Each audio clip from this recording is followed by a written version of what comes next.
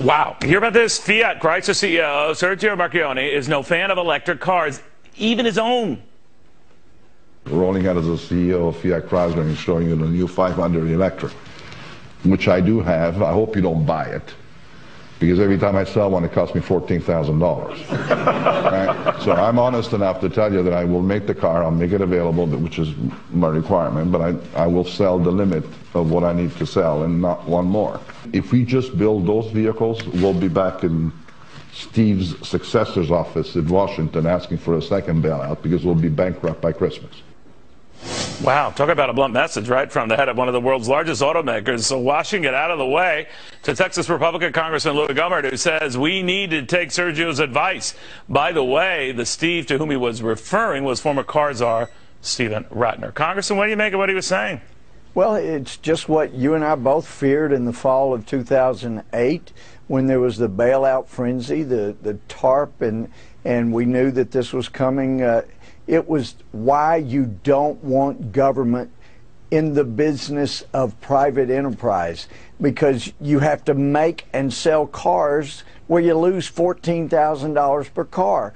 I think you remember FDIC chair, former chair Isaac said, look, we could bring $1 trillion in overseas banks in here and bail out, Chrysler, GM. But oh no, this administration forced the sale to Fiat, and once the government creates a corporation as your partner, then they're going to tell you you got to sell a car that's going to cost you $14,000. There will be a time for electric car potentially, but right now that time is not here.